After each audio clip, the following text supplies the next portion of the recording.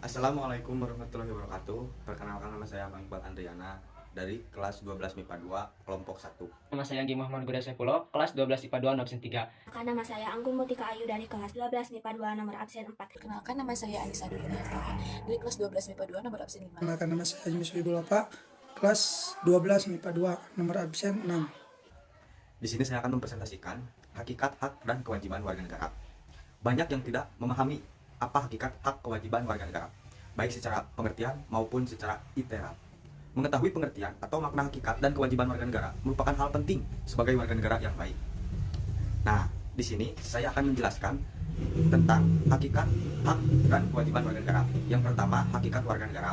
Hakikat warga negara adalah harga diri warga negara yang harus dihargai dan dihormati supaya dapat terjadi kerukunan dan kesejahteraan. Nah, yang kedua, hak warga negara. Hak warga negara adalah segala sesuatu yang harus diterima seseorang setelah melakukan kewajiban. Hak warga negara harus sesuai dengan Undang-Undang Dasar Negara Republik Indonesia tahun 1945. Yang ketiga, kewajiban warga negara.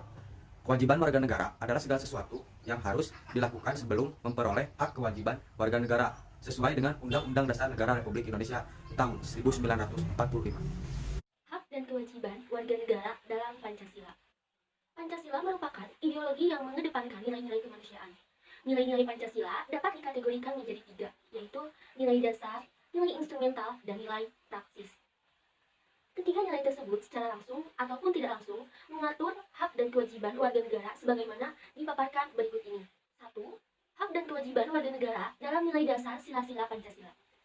Hubungan antara hak dan kewajiban warga negara dengan Pancasila dapat dijabarkan secara singkat sebagai berikut. Yang pertama, sila ketuhanan yang Maha Esa menjamin hak warga negara untuk bebas memeluk agama sesuai dengan kepercayaannya serta melaksanakan ibadah sesuai dengan ajaran agamanya masing-masing. Yang kedua, sila kemanusiaan yang adil dan beradab menempatkan hak setiap warga negara pada kedudukan yang sama dalam hukum serta memiliki hak-hak yang sama untuk mendapat jaminan dan perlindungan hukum. Yang ketiga, sila persatuan Indonesia menjamin hak-hak setiap warga negara dalam keberagaman yang terjadi kepada masyarakat Indonesia, seperti hak mengembangkan budaya daerah untuk memperkaya budaya nasional. Yang keempat, sila kerakyatan yang dipimpin oleh hikmat kebijaksanaan dalam permusyawaratan perwakilan dicerminkan dalam kehidupan pemerintahan, bernegara, dan bermasyarakat yang demokratis. Sila keempat menjamin partisipasi politik warga negara yang diwujudkan dalam bentuk kebebasan berpendapat dan berorganisasi serta hak berpartisipasi dalam pemilihan umum. Yang terakhir, sila keadilan sosial bagi seluruh rakyat Indonesia mengakui hak milik perorangan yang dilindungi pemanfaatannya oleh negara serta memberi kesempatan sebesar-besarnya kepada masyarakat. 2. Hak dan kewajiban warga negara dalam nilai instrumental sila-sila Pancasila. Nilai instrumental pada dasarnya merupakan penjabaran dan nilai-nilai dasar yang terkandung dalam Pancasila. Berikut ini diuraikan beberapa jenis hak dan kewajiban yang diatur dalam Undang-Undang Negara Republik Indonesia tahun 1945. Yang pertama, hak atas kewarganegaraan pasal 26 ayat 1 dan 2. Yang kedua, kesamaan kedudukan dalam hukum dan pemerintahan pasal 27 ayat 1. Yang ketiga, hak atas pekerjaan dan penghidupan yang layak bagi kemanusiaan pasal 27 ayat 2. Yang keempat, hak dan kewajiban bela negara pasal 27 ayat 3. Yang kelima, kemerdekaan berserikat dan berkumpul pasal 28. Yang keenam, kemerdekaan memeluk agama pasal 29 ayat 1. Yang ketujuh, pertahanan dan keamanan negara pasal 30 ayat 1 dan 2. Yang kedelapan, hak mendapat pendidikan pasal 31 ayat 1, 2, dan 3. Yang kesembilan, kebudayaan nasional Indonesia pasal 32 ayat 1. Yang kesepuluh, perekonomian nasional pasal 33. Dan yang terakhir, kesejahteraan sosial pasal 34. 3. Hak dan kewajiban warga negara dalam nilai praksis sila-sila Pancasila. Nilai praksis pada hakikatnya merupakan perwujudan dari nilai-nilai instrumental. Dengan kata lain, nilai praksis merupakan realisasi dari ketentuan-ketentuan yang termuat dalam peraturan perundang-undangan yang terwujud dalam sikap dan tindakan sehari-hari. Oleh sebab itu, setiap warga negara harus menunjukkan sikap positif dalam kehidupan sehari-hari. Adapun sikap positif tersebut diantaranya, sila pertama, ketuhanan yang Maha Esa. Sikap positif yang ditunjukkan, hormat, menghormati, dan bekerja sama antar umat beragama sehingga terbina kerukunan hidup.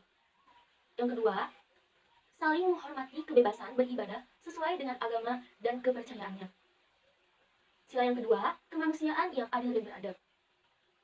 Contoh sikap positif yang ditunjukkan, yang pertama, mengakui persamaan derajat, hak dan kewajiban antara sesama manusia.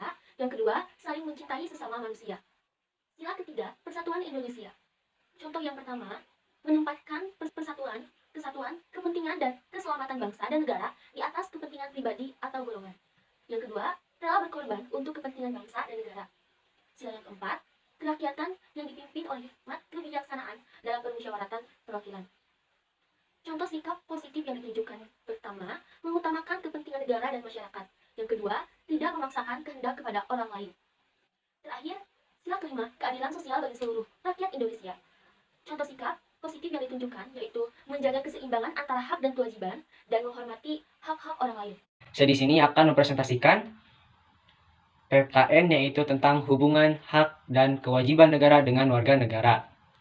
Warga negara dan negara merupakan satu kesatuan yang tidak dapat dipisahkan karena keduanya saling berkaitan dan memiliki hak dan kewajiban yang masing-masingnya berupa timbal balik. Seseorang mendapatkan haknya dikarenakan dapat memenuhi kewajiban yang menjadi tanggung jawabnya. Contoh, seorang karyawan bekerja di perusahaan. Perusahaan akan memberikan tugas ke karyawan. Karyawan akan melaksanakan tugas secara baik, benar, profesional, dan sesuai prosedur yang telah ditentukan. Bila mana karyawan tidak melaksanakan tugas secara prosedur yang telah ditentukan, biasanya akan diberikan sanksi ataupun hukuman. Maka dari itu, sebagai karyawan harus melaksanakan tugas dengan baik dan benar dan sesuai dengan prosedur yang telah ditentukan. Selanjutnya, beberapa bentuk kewajiban terhadap warganya yang merupakan hak warga negara. Yang pertama, mensejahterakan dan memakmurkan rakyatnya. Yang kedua, melaksanakan ketertiban. Yang ketiga, melaksanakan keamanan dan pertahanan. Yang keempat, menegakkan keadilan. Sebagai anggota dari negara, maka warga negara memiliki hubungan ataupun ikatan dengan negara. Hubungan antara warga negara terwujudnya dalam partisipasi ataupun identitas dan aneka bentuk hak kewajiban antara keduanya. Warga negara memiliki hak dan kewajiban terhadap negara, begitu pula sebaliknya. Memang hak dan kewajiban negara itu satu kesatuan yang tidak dapat dipisahkan, akan tetapi terjadinya pertentangan karena hak dan kewajiban itu tidak seimbang. Bahwa banyak warga negara memiliki hak dan kewajiban untuk mendapatkan penghidupan yang layak, tetapi kenyataannya bahwa banyak warga negara yang tidak merasakan kebahagiaan ataupun kesejahteraan dalam kehidupannya. Biasanya itu terjadi dalam pemerintahan ataupun para pejabat yang lebih mementingkan dirinya sendiri daripada rakyatnya. Untuk mencapai keseimbangan antara hak dan kewajiban, yaitu kita harus mengetahui posisi kita sendiri. Sebagai warga negara, kita harus tahu antara hak dan kewajiban. Oleh karena itu, kita sebagai warga negara yang berdemokrasi harus membangun mimpi kita yang buruk ini dan mengubah hak-haknya. Dan tak lupa melaksanakan kewajiban kita sebagai rakyat Indonesia sebagaimana telah ditetapkan dalam pasal 28. Di sini saya akan menjelaskan tentang contoh kasus pelanggaran hak dan pengingkaran kewajiban warga negara. Kasus pelanggaran hak kewajiban warga negara. 1. Menjaga seseorang demi menjaga stabilitas tanpa adanya landasan hukum. 2. Menggunakan budaya kekerasan atau main hakim sendiri. 3. Tidak memberikan kebebasan untuk pers dengan mencabut surat izin. 4. Adanya hukuman mati. Yang kelima, adanya tindakan penggusuran.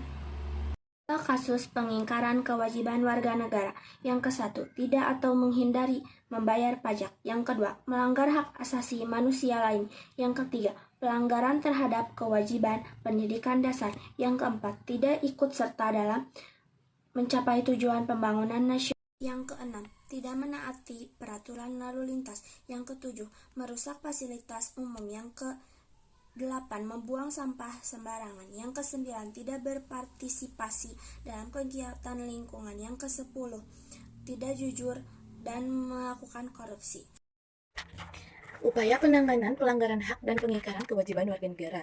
Beberapa upaya yang dilakukan untuk menangani pelanggaran hak dan pengingkaran kewajiban warga negara, diantaranya yaitu yang pertama adalah membentuk perundang-undangan yang memberikan jaminan dan petunjuk dalam penyelesaian masalah yang sehubungan dengan HAM ataupun hak warga negara.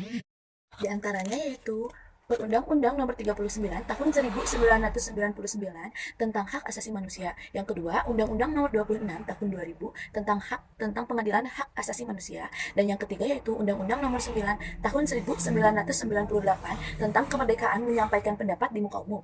Yang kedua, membentuk lembaga yang mengurus hak warga dan pelanggaran. Di antaranya Polri, TNI, Lembaga Pengadilan, Komnas HAM, Komisi Nasional Anti Kekerasan Terhadap Perempuan, Komisi Perlindungan Anak Indonesia atau KPAI. Cara menangani berbagai kasus pelanggaran hak dan pengingkaran kewajiban warga negara. Yang pertama yaitu supremasi hukum dan demokrasi harus ditegakkan. Yang selanjutnya mengoptimalkan peran lembaga-lembaga selain lembaga tinggi negara yang berperan dalam penegakan hak dan kewajiban warga negara.